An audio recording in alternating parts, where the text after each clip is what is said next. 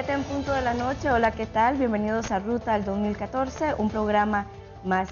Y por supuesto el saludo especial para usted que nos sigue desde su casa y para mis compañeros Alexis Jiménez y también Vanessa Calvo. Bienvenidos.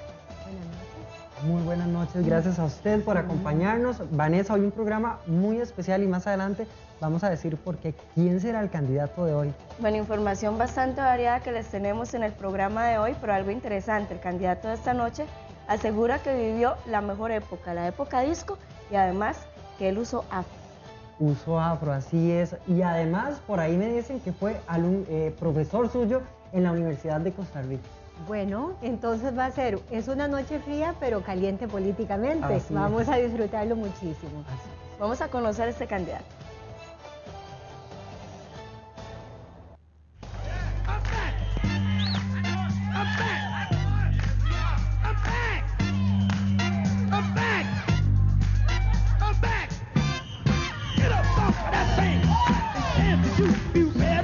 Yo fui muy tranquilo, más bien tenía en el colegio fama de ser demasiado tranquilo, demasiado bien portado, pero entonces no, nunca fui problemático. Bueno, recuerdo los bailes de adolescente, ¿verdad? Cuando todavía se usaban zapatos de plataforma y pantalones campana y pelo afro, que aunque usted no lo crea, llegué a tenerlo. Ahora ya no se me nota, pero tuve pelo afro.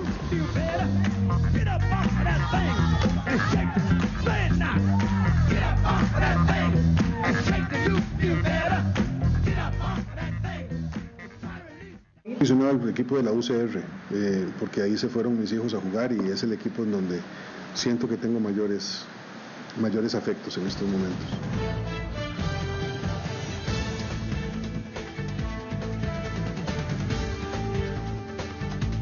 Mi vida es una vida de un ciudadano que tiene que trabajar para vivir, que ha tenido muy poca participación en la política pública, excepto como funcionario del Ministerio de Relaciones Exteriores. Entonces, en realidad, me siento muy diferente en cuanto a eso. Yo todavía en estos momentos, a pesar de ser candidato, estoy trabajando. Me hace sentir muy bien eso. Y en segundo lugar, que venga de un partido que hace las cosas diferentes, que no hace las cosas como las hacen otros. Bueno, y es que definitivamente en Ruta al 2014 le habíamos prometido a todos nuestros televidentes que íbamos a mostrarles a los candidatos de una manera bastante diferente. Así es, Vanessa. Ahora sí, ¿qué tal como profesor? Excelente. Realmente, don Luis Guillermo, como académico, como profesor, como investigador y estudioso, una persona que tiene un currículo intacto. Y creo que no soy la única alumna que fui a nivel de maestría, alumna de él en la Universidad de Costa Rica, pero creo que hay muchos alumnos que pueden dar fe de eso. Pero a partir de ahí jamás me imaginé que había tenido un afro. Eso es una cosa interesantísima. Bueno, si por la víspera se saca el día, quién sabe lo que nos va a traer también este programa. Pero me parece que es interesante el enfoque que le damos, un enfoque que se acerca a la realidad y la personalidad y la construcción personal del candidato. Eso es muy importante. Bueno, importante, Tami y Vanessa, recordarle a nuestros amigos televidentes que esta entrevista y nuestro invitado aparece a primera hora a través del diario de más venta en Costa Rica, Diario Extra. En este momento además está disponible en la página electrónica y ahí varios costarricenses han dejado su sentir respecto al candidato que le hemos presentado esta noche, pero aún hay más, Tami. Por supuesto, Alexis, y es que a través de las redes sociales ustedes pueden estar generando también los comentarios acerca del candidato, de los temas que tocamos también en Ruta al 2014 y también aquellos temas que ustedes tengan interés en saber y hacernos algunas consultas lo pueden hacer a través de nuestra página web. Pero vamos a conocer más detalles de este candidato en algunos aspectos como la salud, también la seguridad y otros temas políticos para que usted lo conozca mejor. Hay que plantarse con toda firmeza frente a las intenciones expansionistas de Nicaragua o su voluntad de cuestionarle a Costa Rica la posesión de su territorio. En eso no puede haber ninguna duda. Nicaragua no tiene razón cuando reclama Guanacaste, eso no es de recibo siquiera como argumento, y Nicaragua tampoco tiene derecho de ocupar territorio costarricense como lo ha hecho en Isla Portillos. O sea, yo en eso creo que tiene que haber mucha claridad y mucho apoyo al gobierno de la República porque no se puede aceptar una pretensión como esa. Pero habiendo dicho lo anterior, y yo creo que hay que decirlo con mucha firmeza y sostenerlo con mucha fuerza, también es cierto que las relaciones exteriores del país, y particularmente las que tienen que ver con Nicaragua, tienen que ser muy sabiamente administradas. O sea, yo no creo en una política exterior de pelarse los dientes con un país vecino, porque ese país no se va a ir a ningún lado y nosotros tampoco. No tenemos causal de divorcio con Nicaragua, estamos ahí para siempre. Y tenemos una serie de temas de cooperación transfronteriza que van mucho más allá del río, que tenemos que seguir administrando con inteligencia. Me refiero a temas de orden migratorio, temas de orden financiero, temas de orden ambiental, temas de orden seguridad nacional. Sobre el lavado de dinero, yo creo que ahí la responsabilidad es de la administración financiera. Sí, hay una cantidad de normas que existen ya en el ámbito internacional que los bancos deben aplicar, y me parece que se está haciendo de manera irregular, no se está haciendo de la manera más adecuada, porque siempre quedan bolsones de platas inexplicables en los saldos de los bancos que deberían de ser atendidos como una prioridad. Pero digamos, el lavado de dinero se combate con inteligencia bancaria y se combate con la administración de los bancos a partir de la normativa internacional, y yo creo que ahí lo que hay que hacer es trasladar la carga a los bancos y supervisarlos de manera más estricta. Con respecto al narcotráfico en general, a mí me parece que ahí el Estado tiene que tener una política muy fuerte de repudio al narcotráfico, de lucha contra el narcotráfico.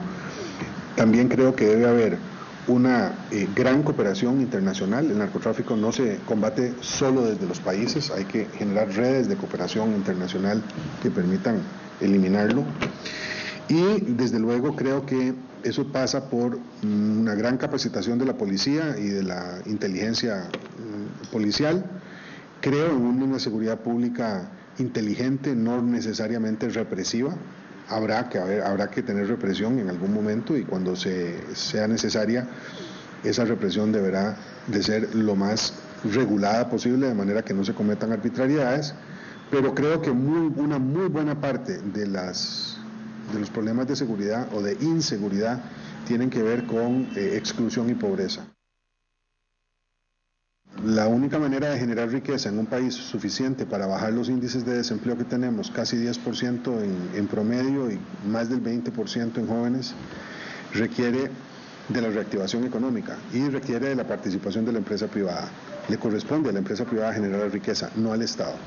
Y desde ese punto de vista, yo creo que el esfuerzo nacional tiene que ir hacia la, como le decía, recuperación de la economía local, de la economía nacional. Nosotros deberíamos de entender que es allí donde se puede garantizar más valor agregado en la producción nacional. Me refiero a la reactivación del mercado interno y a la promoción de las pequeñas y medianas empresas, que son las que más riqueza producen en una economía de mercado. La caja es la piedra angular, es la viga que sostiene la paz social de la República, no tengo la menor duda. Es decir, nosotros no podemos dejar que la caja del Seguro Social se nos desintegre, se nos deteriore, que el sistema de pensiones solidarias y universales que tiene terminen en manos privadas sin ninguna garantía de que los dueños de esos recursos van a tener los réditos que necesitan para el futuro. Somos un país que está envejeciendo, el problema de la salud, por lo tanto, es un problema medular, tiene una incidencia fuertísima sobre la economía. Entonces, yo creo que la caja hay que recuperarla toda, y hay que recuperarla en lo administrativo, en lo financiero, en lo político también, y desde ese punto de vista no veo que haya ninguna posibilidad de garantizar el nivel de desarrollo que este país necesita si no tenemos esa condición. Nosotros necesitamos un pacto fiscal, un plan fiscal que le traiga más recursos al Estado. Yo no tengo ningún problema con el concepto de que en un Estado solidario, capitalista, moderno, el sistema tributario, el pago de impuestos es un instrumento invaluable para compensar las desigualdades que produce el sistema actual, ¿verdad?, que excluye a mucha gente y concentra la riqueza. La distribución de la riqueza debe hacerla al Estado, y lo hace en buena medida por vía tributaria. Entonces, el principio debería de ser ese. Pero también admito que la plata que tiene el Estado, que es mucha, se maneja mal. y por lo tanto no deberíamos de estar pidiéndole a la gente que pague más si previamente no hemos hecho la tarea. Y la tarea significa recoger bien los impuestos que ya existen. Hay un déficit, una mora del 40% en renta, que me parece escandalosa, que es el más progresivo de todos los sistemas. Dos, si no logramos combatir la corrupción de forma clara y eficiente. Y tercero, si no hacemos un mejor gasto o una mejor inversión. Por ejemplo, en materia de pobreza, hay más de 120 programas de pobreza que trabajan independientemente unos de los otros. Entonces nosotros deberíamos introducir una cierta racionalidad de manera tal que la gente que paga más impuestos sepa que los impuestos que está pagando se están usando bien. Pues yo creo que la evasión y la ilusión son dos grandes males del sistema actual y se combaten con la ley. Es decir, aquí el que no paga tiene que ir a la cárcel y me parece que en eso hemos sido a veces demasiado suaves, ¿verdad? Yo entiendo que se necesiten hacer arreglos y que se puedan encontrar maneras de compensar el tema de la fiscalidad morosa, pero no creo que deban hacerse grandes concesiones. O sea, el que debe, paga, y si no paga, se castiga de acuerdo a lo que la ley dice.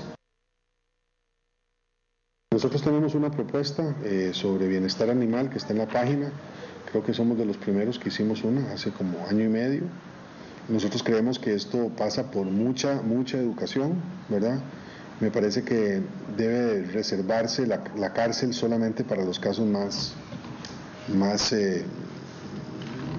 atroces, digamos, porque si no vamos a llenar las cárceles más con gente que podría haber estado cubriendo o resolviendo el problema de forma distinta, básicamente a través de trabajo comunal y de educación para reorientar sus prácticas, digamos.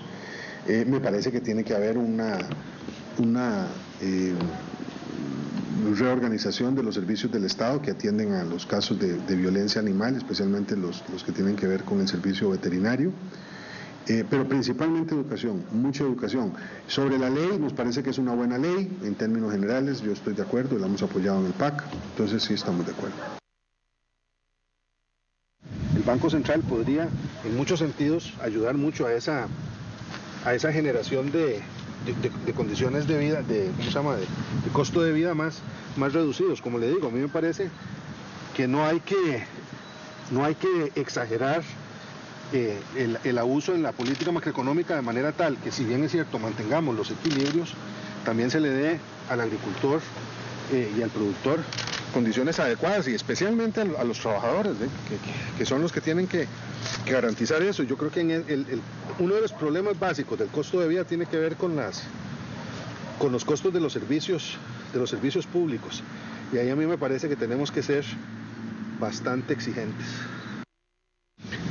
Los agricultores necesitan, después de más de 25 años de abandono, necesitan tener mejores condiciones para producir, mejores condiciones para generar riqueza para sus familias, y eso pasa por ayudarles con el mercadeo de los productos, pasa por ayudarles con el financiamiento para las cosechas, pasa con darles mayores facilidades para que puedan desarrollar sus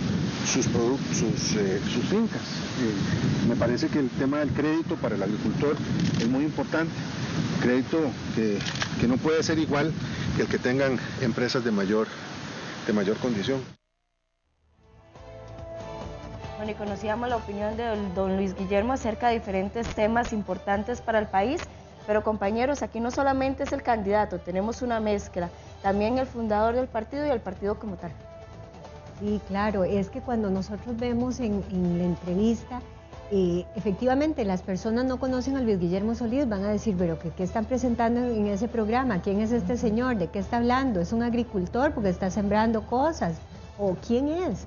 La realidad es que no tenemos un simbolismo, una simbología detrás que nos diga que Luis Guillermo Solís es el candidato del PAC, y sí tenemos un Otón Solís que es parte no solo como fundador, sino también como candidato a diputado. En sus respuestas, la impresión que da Vanessa es que maneja muy bien por su experiencia el tema de relaciones internacionales. Me parece que toca con mucha prudencia el tema entre Costa Rica y Nicaragua, que muchos otros entrevistados no lo han hecho. Ojo, la experiencia, el puesto que él tuvo también le da esa garra, le da esa fuerza para que el señor se exprese de esta forma. Me parece que ver los toros desde afuera, como él lo ha hecho desde hace mucho tiempo, le permite tener una perspectiva país de lo que necesita Costa Rica, de lo que necesitan los costarricenses para que Costa Rica avance. Me parece que son puntos a favor del candidato. Pero ¿qué tanto lo conocen los costarricenses? Es lo que nos preguntamos también estos días. Vamos a conocer precisamente eso a continuación. ¡Bomba! Aquí está el candidato de Acción Ciudadana en el 70 usaba afro y pantalones campana. ¡Bomba! Este candidato se llama Luis Guillermo Solís. Vamos a ver qué propuesta nos trae para el país. Señor, ¿sabe usted quién es Luis Guillermo Solís? No, señor, no sé qué decirle.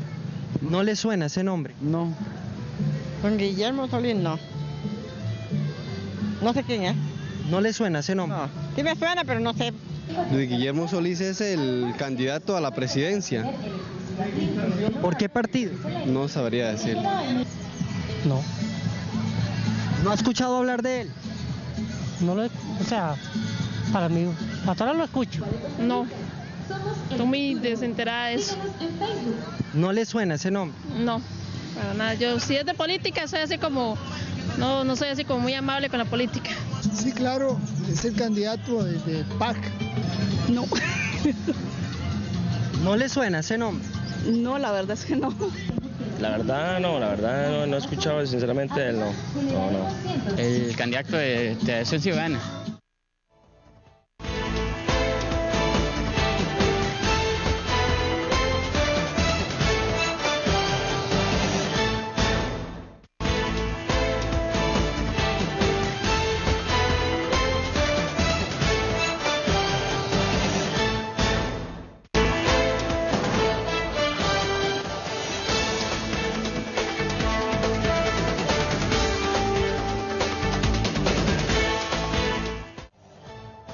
Con 19 minutos, volvemos a Ruta al 2014. Compañeros, comentábamos hace unos instantes, bastante peligroso que a 3 meses de las elecciones muchos de los costarricenses no conozcan al candidato del PAC.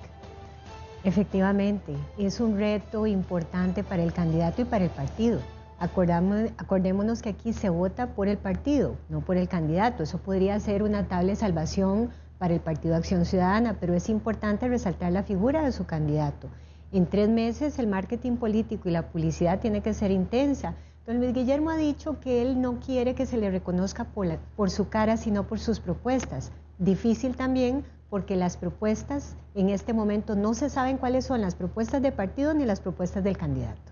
Así es, bastante preocupante, sobre todo porque en estas entrevistas le consultamos a gente joven, a amas de casa, señoras, a hombres y muy poca gente. Me parece que solo 3 de varias personas entrevistadas. Mucho trabajo para hacer en estos meses, sobre todo tomando en cuenta, por ejemplo, que su rival más cercano, que en este caso viene siendo Liberación Nacional, pues trae toda una trayectoria, se ha venido trabajando en toda una imagen, la gente lo conoce y demás. Entonces, declararle la guerra, en el buen sentido de la palabra, a su adversario, pues va a demandar de muchísimo trabajo en los próximos 3 meses. Es que contrarrestar 22 años de la función en la que ha participado Johnny Araya es realmente difícil. El candidato Luis Guillermo Solís se dirige al costarricense de forma inteligente, con una posición, un vocabulario de altura, diferente a otros candidatos, por ejemplo, como Otto Guevara, que tiene un estilo totalmente aparte de eso. Entonces, como estilo, con su elocuencia, con la práctica que tiene en el manejo del verbo, del discurso, eso es importante, eso hay que resaltarlo. El problema es el tiempo, cómo llegarle a toda una población. Podría ser que por esto se da la invitación a candidatos de otros partidos para que entonces levanten la figura del candidato presidencial, que es precisamente lo que hacen los candidatos a vicepresidentes. Pero también tenemos una figura un poquito controversial, que es el fundador del partido, don Otón Solís. Vanessa, en este sentido, ¿cuánto pesa esa sombra de Otón Solís sobre el candidato? Podría opacarlo, podría resaltarlo, porque si salimos a la calle y le preguntamos a esas mismas personas si conocen a Otón Solís, inmediatamente van a reconocer la figura de Otón Solís y reconocer al Partido Acción Ciudadana. Entonces podría efectivamente compensarse de alguna manera, pero podría opacarse. Depende de cómo ellos manejen en la estructura de partido, en la estrategia, cómo van a introducir la figura de Otón Solís, porque puede ser una figura que opaque efectivamente al candidato. Así es, bueno, un tema que en los últimos días ha dado mucho de qué hablar es que algunas figuras del Partido Unidad Social Cristiana pasan a el Partido Acción Ciudadana. El caso concreto de Ana Elena Chacón, por ejemplo, que me llama la atención y fue materia de discusión. Ana Elena Chacón también, no sé si lo recuerda, y estábamos hablando en redacción hace poco en una reunión. Ana Elena Chacón se rasgaba las vestiduras por el TLC, el Partido Acción Ciudadana no. ¿Verdad? Sí. Entonces ahora llega Ana Elena Chacón, Acción Ciudadana, se recicla a lo mejor como política y piensa de otro modo, y eso en cierta forma va generando dudas sobre estos actores. Claro, completamente contradictorio y le deja al tico un sinsabor con respecto a ese tema. 3 temas importantes a rescatar. El transfugismo, es decir, el paso de políticos de un partido al otro. Esto toca un tema de identidad. ¿Qué pasa con la identidad de los partidos? Vamos a ver, si nosotros nos vamos a un restaurante de comida rápida donde venden hamburguesas, no vamos a ir a pedir pizza, porque no nos van a vender la pizza. Entonces ahí es la construcción de una marca, ahí es la construcción de una propuesta. Se confunde el electorado, me parece a mí, con una propuesta donde nos están introduciendo a personajes que el PAC ha criticado fervientemente, a un partido que ellos han dicho por corrupción, por tráfico de influencias, por una serie de elementos éticos propios del PAC, y ahora rescatan esas figuras, las toman como propias. Pero por otro lado, el electorado también le critica al PAC que no tiene estructura para gobernar. Entonces, ¿será esta una forma de darle estructura a un partido que ya cumplió sus primeros 10 años, pero que no ha resaltado, digamos, una estructura para un posible gobierno?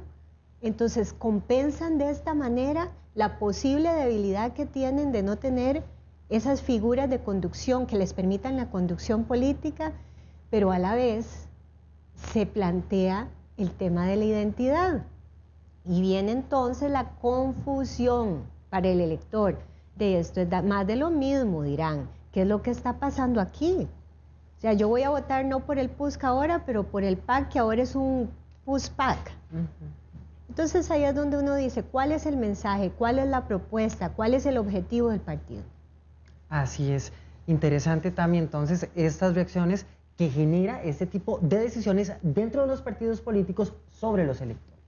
Pero también veíamos temas muy interesantes que tocaba el candidato. Por ejemplo, teníamos el conflicto de Costa Rica-Nicaragua, que lo comentábamos nosotros, que tiene una propuesta más clara con respecto a las opiniones que hemos escuchado hasta el momento de otros candidatos. Así es, yo decía anteriormente, Vanessa, disculpa, que a lo mejor la garra que él tiene, la experiencia que él tuvo en relaciones exteriores, pues le faculta el hecho de hablar, de abordar el tema de la forma en que lo hizo, cualidad que no puedo atribuir a ningún otro de los precandidatos a la presidencia de la República que hemos entrevistado. En temas de política exterior tiene una claridad impresionante. Y eso que no hemos escuchado más sobre la propuesta que tendrá y que va a manejar a través de la propuesta programática que haga el Partido Acción Ciudadana. Pero desde esta perspectiva veamos que el candidato en la entrevista hace la presentación y el abordaje de unos temas con mucha claridad, pero dentro de la trayectoria histórica del Partido Acción Ciudadana, eso tiene una contradicción real. Es decir, me explico, en el año 2002 inicia, por ejemplo, ¿qué les puedo decir? Inicia el Partido Acción Ciudadana como una propuesta para la clase media, la promesa para la clase media, la opción para la clase media. Pero después, ¿qué es lo que pasa? Lo que pasa es que tienen tintes de los otros partidos políticos, en el sentido que tienen los problemas, acordémonos cuando se salió Humberto Arce, luego viene el casi gane de Otón Solís en el año 2006, pero luego viene en el 2007 toda la discusión alrededor del referéndum, alrededor del tema de la ruptura que tiene el país a partir de la decisión del Tratado de Libre Comercio y la ambivalencia que presenta el candidato Otón Solís. ¿Por qué ambivalencia? Porque él no logró ser el líder único de ese movimiento. Tuvo que ajustarse al movimiento social como movimiento social. Luego, a partir de ahí, se sale también otra tránsfuga, Andrea Morales, la diputada Andrea Morales, si se acuerdan. Luego vienen las elecciones del 2010 y tenemos un casi cogobierno. ¿Por qué un cogobierno? Porque viene la unión Otón Solís, Laura Chinchilla con el tema fiscal. Tema fiscal que ahora nos dice el candidato que quieren apoyar, pero que fue un fiasco a nivel de propuesta política. Y a partir de ahí siguen contradicciones que uno dice, bueno, entonces la acción del partido es uno y la propuesta del candidato es otra, y la dirección que le ha dado Otón Solís también contraviene partido y nuevo candidato. Importante entonces, para ir cerrando, una tarea importante que le toca también hacer al PAC en tan solo 3 meses, tienen que correr. Tienen que conciliar posiciones, correr y darle una propuesta clara al electorado costarricense. Importante que hasta esta semana empezaron a pautar, de hecho, me parece que 2 días seguidos vi en el diario que mandan Costa Rica, en Diario Extra, publicidad que me parece muy acertada del señor, invitándolo a conocerlo. Me parece que es importante utilizar, en el caso de Diario Extra, un medio de comunicación masivo, claro, que va a lo ancho y largo del país como vía para que la gente lo conozca. Claro que sí, y estos programas que los vea el electorado, que se repita, que visiten la página web del Diario Extra también para que revisen las entrevistas y puedan conocer al candidato y al partido, y que lo usen como un recurso importante para tener un voto razonado y no emocional. Muchísimas gracias, Vanessa, por estar con nosotros una semana más, pero ¿qué les parece si recordamos un poco los invitados que hemos tenido hasta el momento en ruta al 2014? Y es que cada semana se va a poder observar a través de este programa de forma simpática también el arte con respecto a este artista que nos está enviando estas caricaturas. La semana pasada, Alexis, teníamos a Sergio Mena como invitado, así que tenemos la caricatura de Sergio Mena que nos manda don Juan Gabriel Morales, y también esta semana, por supuesto, tenemos la de Luis Guillermo Solís. Ahí está, ¿la ven? Luis Guillermo Solís se ve un poco más delgado en la caricatura, cosa que le favorece bastante. Porque en los últimos días, Vanessa, he visto a su ex profesor bastante pasadito de peso, digamos que son las cámaras, ¿verdad? Pero en este caso, pues bastante favorable la caricatura.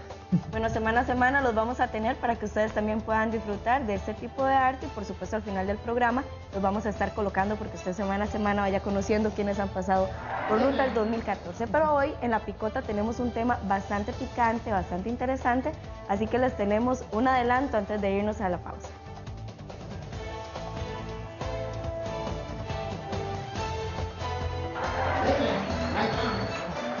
Los gritos de Don Telmo que ya lo tienen puesto. Ahí está.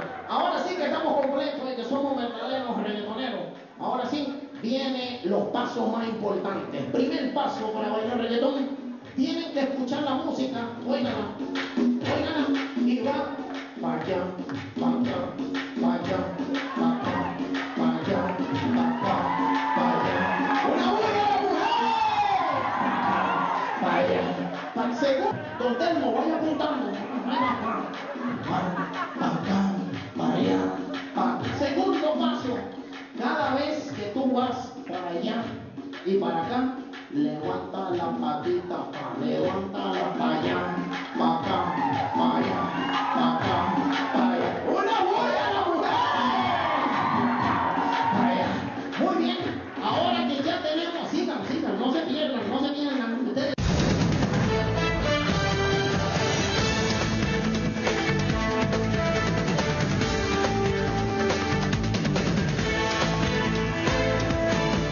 De acuerdo con las cifras que manejan.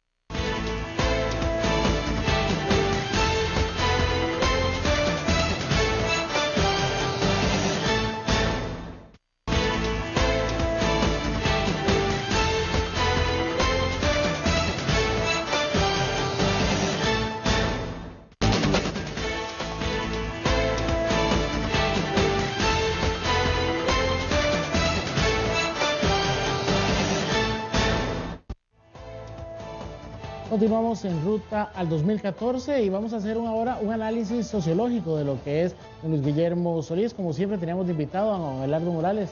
Bienvenido, don Abelardo. ¿Y qué podemos decir de don Luis Guillermo tras escucharlo en su discurso? Yo pienso que hay muchas posibilidades de analizar la figura de Luis Guillermo Solís. Primero, por lo que se presenta, ¿no?, en la entrevista, en las declaraciones que él da, un poco su procedencia, ¿no? Y en términos de su procedencia, tendríamos que hablar un poco de su procedencia social. Él es un intelectual, pero es una persona que no es primeriza en la actividad política. Él tuvo una importante trayectoria dentro del Partido Liberación Nacional, renuncia al Partido Liberación Nacional haciendo una serie de denuncias y explicando una serie de razones por las cuales él se sale del partido y encuentra que sus planteamientos, sus intereses y sus puntos de vista coinciden con un grupo de gente, de organizaciones y de grupos que están dentro del Partido Acción Ciudadana. En consecuencia, yo diría que la aparición de Luis Guillermo Solís como candidato del PAC nos está nuevamente dando una evidencia más de este proceso de transformación, de desestructuración del sistema de partidos políticos en Costa Rica, la reconfiguración de las organizaciones existentes, y en ese sentido me parece que su presencia en el PAC, su figura como candidato del Partido Acción Ciudadana, también está reflejando un conjunto de transformaciones dentro de ese mismo partido. O sea que creo que puede ser que haya mucha desmotivación, mucho desinterés, pues mucho desgano de la gente en relación con la política y con este periodo electoral, pero a mí me parece que este es uno de los procesos electorales y una de las coyunturas electorales más interesantes de nuestro país en las últimas décadas, y muy posiblemente de aquí, o sea, a partir, no en términos de resultado de estas elecciones, sino la dinámica que se está generando en estas elecciones nos va a permitir ver en el futuro un conjunto de cambios y de posibles nuevas tendencias en el rumbo de los partidos políticos, de los líderes políticos y en ese sentido de la política y del ejercicio de la política en Costa Rica. Don Abelardo, hablando de ese tema que usted mencionaba acerca de lo que es la visión que tiene la gente de don Luis Guillermo Solís, es un intelectual, pero desconocido políticamente, es la percepción que dieron y que nuestros compañeros también analizaban. Socialmente, ¿a qué se puede ver? Usted lo tocaba ahorita, que puede ser la apatía que existe en todo el costarricense por la política, pero también es una persona que, pese a que ha estado en el Partido de Liberación Nacional, como usted lo mencionaba, ha estado en el Partido de Acción Ciudadana desde hace varios años, siempre se ha mantenido en una posición de segundo, digamos. Sí, yo diría que en ese sentido, pues, Luis Guillermo Solís no ha sido una figura pública en el sentido de el ejercicio de una función pública permanente, constante, ¿no? Como puede ocurrir con algunos candidatos e inclusive con muchos cuadros políticos, ¿no?, que pasan, qué sé yo, de ser ministros a ser diputados, a ser candidatos o a ser altos jerarcas de alguna institución pública. Don Luis Guillermo tuvo cargos importantes, por lo menos en 2 administraciones de Liberación Nacional, en la primera administración de don Oscar Arias y en la administración de don José María Figueres. Fue secretario general del Partido Liberación Nacional. Ha sido también, es un elemento importante, ha sido analista en varios medios de comunicación, o sea, no es poco frecuente encontrarse a Luis Guillermo Solís opinando sobre algún tema de la política nacional o de la política internacional.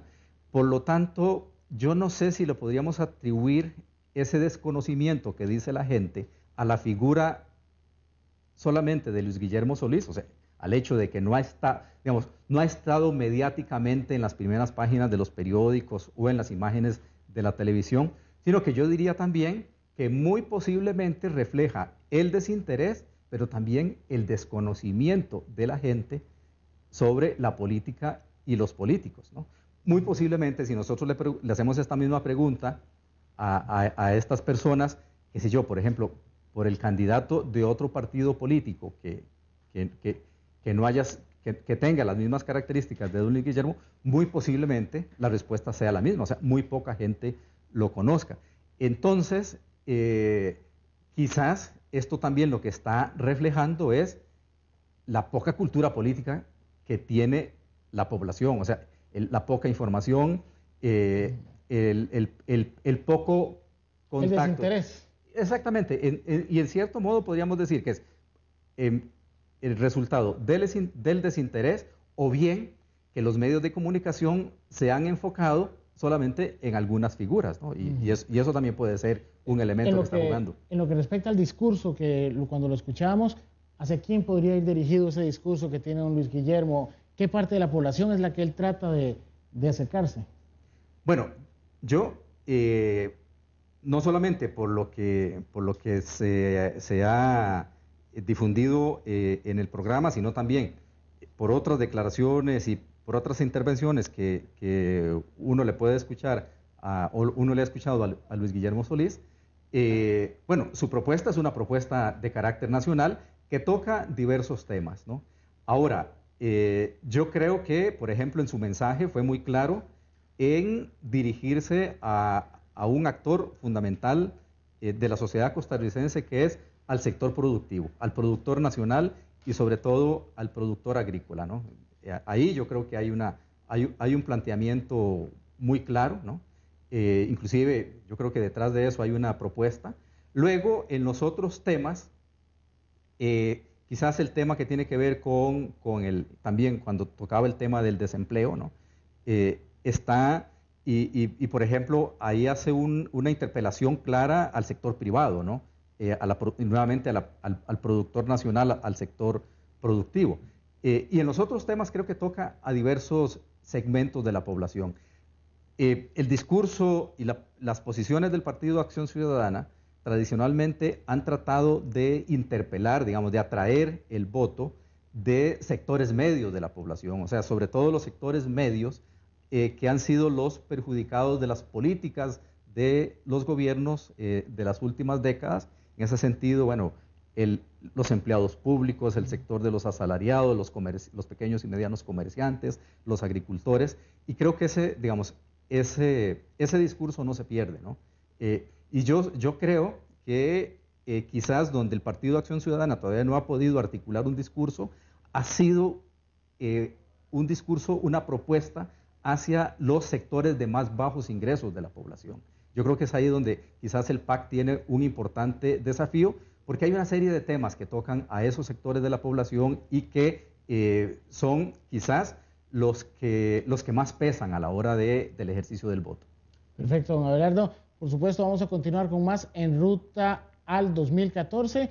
Vamos a tener más adelante la picota, que es el tema más candente que vamos a tratar el día de hoy.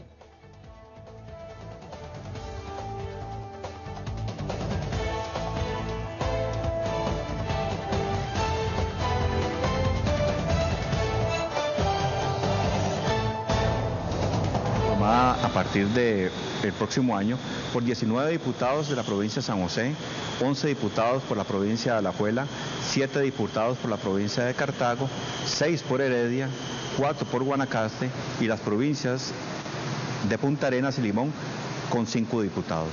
De acuerdo con el último censo nacional, la provincia que ganó un escaño en la Asamblea Legislativa fue Heredia y la que lo perdió fue la provincia de San José.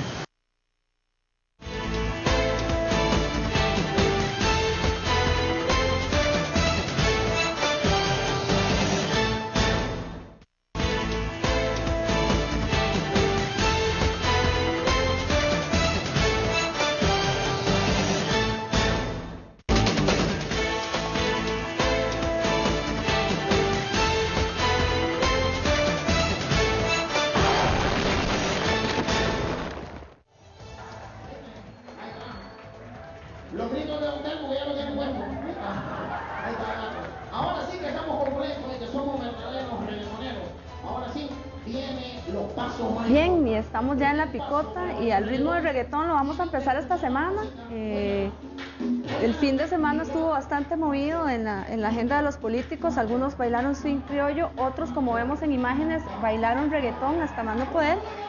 Y algunos otros también por ahí han tenido algunos otros actos culturales que tienen que ver mucho con la promoción de la imagen. César, buenas noches. Muy buenas noches, es un gusto estar aquí en el corazón de la noticia. Y bueno, a muchos políticos no les gusta bailar con la más fea, ¿verdad? Les gusta bailar, pero no necesariamente con la más fea. A mí me llama mucho la atención, Marcela, el hecho de que los políticos costarricenses siguen pensando con el chip tradicional. Siguen pensando en la lógica de las campañas de toda la vida, ¿verdad? Aquello de besar chiquitos, aquello de bailar reggaetón, aquello, me acuerdo de José María Figueres en campaña hace algunos años bailando boogie, ¿verdad? Hasta el mismo Oscar Arias con todas sus, digamos, deficiencias bailarísticas, bailando en campaña. Entonces, se genera una imagen de que eso es lo que los políticos hacen siempre, y a mí eso me llama la atención, porque de alguna manera siento que los políticos no logran pasar la página, siguen ofreciendo, o por lo menos siguen generando la misma imagen de siempre.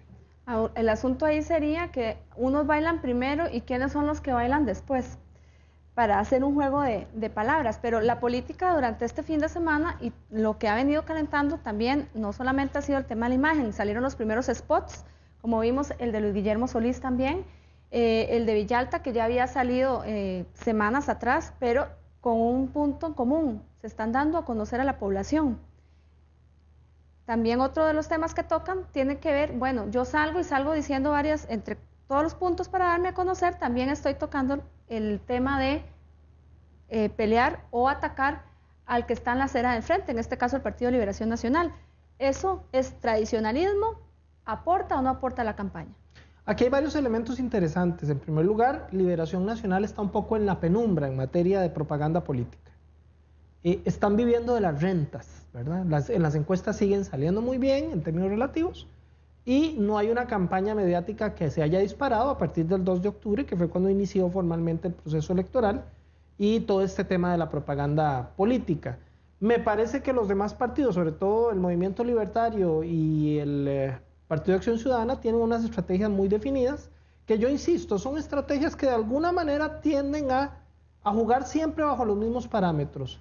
Y si uno tiene un poquito más de visión, se da cuenta que la mayor parte de la gente hoy en día está un poco cansada de los mismos parámetros, ¿verdad? Hay formas de propaganda que ya llegaron al Tribunal Supremo de Elecciones, sino que lo diga Liberación Nacional con el tema de las caravanas de la salud que está haciendo la aspirante primera dama Sandra León. Pero ¿Positivo o negativo? ¿Aporta o no? ¿Es cambiar los diarios de antes y los bonos por aspectos de salud bucodental? Bueno, no hay que ser más papistas que el Papa. Yo tengo mis controversias con el tema de que la democracia de repente la hemos atenazado más de la cuenta en nuestro país. Sin embargo, también es cierto que de nuevo es el paradigma de besar los chiquitos. Lo que han hecho los políticos toda la vida, besar chiquitos, dar la mano, solo que ahora con nuevas formas, ¿verdad? Bailando reggaetón, arreglando los dientes, en fin, ese tipo de situaciones que de alguna manera generan, me parece a mí, un desencanto en la gente, y yo creo que los partidos tienen que hacer un alto en el camino y analizar cuál es efectivamente la necesidad de la gente respecto a lo que quiere oír de los políticos. Sigo pensando que están un poco, apelando por cierto, a una propaganda muy clásica del movimiento libertario, están un poco todos con más de lo mismo. Otro de los temas en esta semana, la inscripción de las candidaturas ante el Tribunal Supremo de Elecciones. Los partidos tuvieron muchísimo movimiento con el reconocimiento y oficialización de cada uno de los candidatos a las vicepresidencias, con matices de todos los colores. Sí, esto de las vicepresidencias debe analizarse con mucha objetividad. En primer lugar hay que decir la verdad, las vicepresidencias han sido históricamente poco importantes desde el punto de vista electoral. Acá jugamos un poco con el paradigma norteamericano, que el que verdaderamente pesa es el candidato a la presidencia de la República, no tanto los vicepresidentes. César, pero ¿no es cierto que ellos podrían venir a dar un respiro a la imagen de los candidatos o a solventar algunas deficiencias que puedan tener en términos de imagen? Correcto. ¿Y hasta qué puntos realmente están contribuyendo a eso? Digamos, uno ve el Partido Unidad Social Cristiano, con todo lo que pasó en los últimos días, evidentemente son los que tuvieron menos tiempo para escoger a su gente. A mí me parece que sí, efectivamente, lo ubica bien correctamente al decir que las vicepresidencias de alguna manera tratan de cerrar el cuadro, ¿verdad? El cuadro está incompleto solo con el candidato presidencial, las vicepresidencias tratan de cerrar el cuadro. Creo yo que el caso de la unidad es un caso, digamos, muy atípico. Prácticamente se les bajó el santo en media procesión y tuvieron que salir corriendo a ver cómo resolvían el entuerto, a ver cómo terminaban esta procesión. Evidentemente, ante esta circunstancia, me parece a mí que la fórmula de vicepresidencias de la unidad, pues es una fórmula de emergencia, ¿verdad? Una fórmula que pareciera que a lo interno unifica porque marca las tendencias del partido, pero ¿es suficiente para las elecciones y para ganar el proceso? Bueno, con la unidad hay que hacer el análisis en dos niveles. Una cosa es las estructuras de poder y de liderazgo del partido, muy vinculadas a los liderazgos tradicionales, que son fuertes, que se han mantenido después de la crisis terrible que pasó el partido hace algunos años y hasta el día de hoy. Y otra cosa muy distinta es su capacidad para atraer masa electoral. El doctor, como lo endilgaron ellos en términos propagandísticos, atraía masa electoral. No así las estructuras del partido. En este momento el partido se quedó sin el trapito de dominguear para atraer masa electoral. Y esto pues posiblemente se va a traducir en una merma en sus caudales de votos. Y quien ha estado en la picota también en esta semana es Ana Elena Chacón, ex militante disidente del Partido Unidad Social Cristiana, se fue a Centro Democrático, un partido que luego de irse de la unidad estuvo muy cerca del PAC y finalmente en este proceso no logró amarrar las candidaturas. Entonces aparece ahora como candidata. Se habla de que quiere jalar al PUS. Yo cuestiono que ella también representa sectores que están a favor de algunas luchas como en temas de derechos humanos. Sí, a mí me parece que el caso de Ana Elena Chacón es un caso sintomático, digamos, de lo que expresa ideológica y programáticamente en términos de liderazgos el Partido de Acción Ciudadana. Me parece a mí que ella es la representación de los grupos alternos dentro del Partido de Acción Ciudadana que han tenido mucho peso y que incluso han delineado los contornos ideológicos del partido en su último congreso ideológico y que tienen que ver sobre todo con los temas de vida y familia, principalmente el tema de aborto, fecundación in vitro, matrimonio homosexual, que son temas que ella representa, digamos, oportunamente dentro del PAC. Temas que respalda el Partido de Acción Ciudadana, correcto, pero no necesariamente entonces enfocado a atrapar a gente del Partido Unidad, sino hacia otro segmento, digamos, del mercado electoral. Correcto, a mí me parece que ella no es una figura que tenga el arrastre electoral como para que pueda atraer voto social cristiano, voto calderonista, sino más bien que ella representa a estos grupos que están muy bien posicionados dentro de las filas del Partido de Acción Ciudadana. Y en la picota se nos van a quedar algunos temas, pero también en el caso del Frente Amplio tienen gente que pellizca una porción del electorado al Partido de Acción Ciudadana, y es bastante claro, con algunas figuras, ¿verdad? Bueno, el Partido de Acción Ciudadana se ha venido desangrando y uno de los grandes beneficiarios de ese desangre evidentemente es el Partido Frente Amplio, que después de haber alcanzado una curul en las últimas dos campañas electorales, pareciera que va a ser una de las fuerzas medianas respetables en la próxima Asamblea Legislativa. Así que sectores de izquierda un poco más radicales, intelectuales radicales, etcétera, se están viniendo a Frente Amplio y están engrosando las filas del partido, y principalmente porque las encuestas dicen claramente que el partido viene en alzada y que sobre todo los sectores jóvenes tienden a alimentar ese levantín político que está viviendo el Frente Amplio. No se nos fue el tiempo, en la picota quedan otros temas, pero será la próxima semana que ustedes van a ser testigos de algunos temas picantes en este proceso electoral.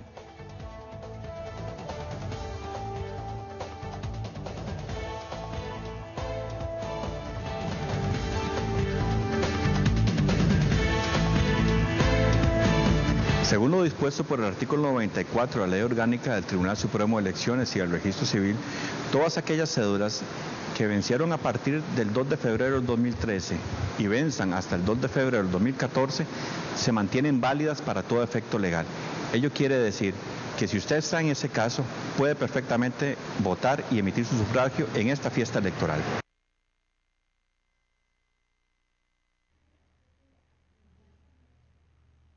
Bueno, definitivamente, Alexis, que estas imágenes que tenemos en pantalla ha sido el boom de las redes sociales después de esta picota tan caliente que teníamos el día de hoy. Claro, una herramienta que sabiendo utilizar cada uno de los candidatos podría sacarle mucho provecho. Otto Guevara no me convenció bailando, la verdad. Bueno, y tenemos también comentarios acerca de las campañas publicitarias a través de nuestras redes sociales, y es que hemos estado poniendo algunas preguntitas en la página en Facebook para que la gente pueda opinar. Por ejemplo, don Edgar Alfaro nos decía: PLN empezó mal, ya el Tribunal Supremo de Elecciones le llamó la atención por las caravanas de la salud. Elías Francisco nos dice: chorizo, chorizo y más chorizo.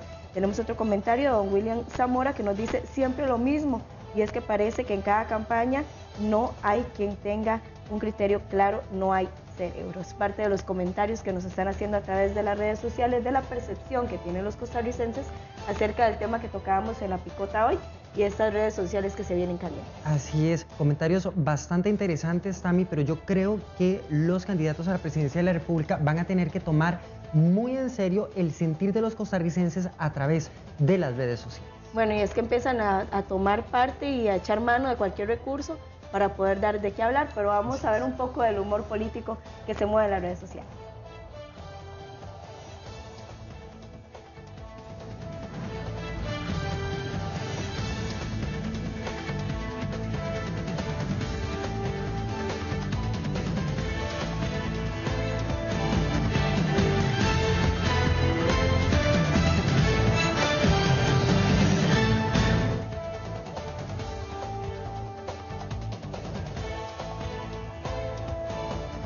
Bueno, y es que de verdad se nos ha ido el tiempo súper rápido hoy en Ruta del 2014. Tenemos también unas imágenes de las páginas en Facebook donde teníamos el humor de los políticos para que los costarricenses podrían disfrutar también de estos comentarios que se hacen a través de las redes sociales y que por supuesto cada semana el costarricense se toma de ahí para hacer chota. El ingenio de los chicos, Tami, sobrepasa, y por supuesto que la campaña electoral no puede pasar desapercibida sobre los actores políticos de nuestro país. Hemos visto bastantes que nos han hecho, pues muchísimas gracias. Mire usted, Tami. Bueno, ahí tenemos al doctor Hernández, ¿verdad? Que lo convirtieron en el Chavo del Ocho, interesantísima. Ahí lo tiene también el doctor, así es, el doctor Chapatín con la cara del doctor Rodolfo Hernández. Bueno, tal parece que el Gareno está dando mucho de qué hablar en redes sociales y por su retiro, Tami, justamente, bueno, ahí lo tienen, por su retiro del Partido Unidad Social Cristiana.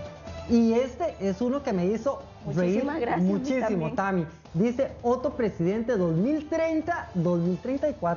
Bueno, vamos a ver si se le hace.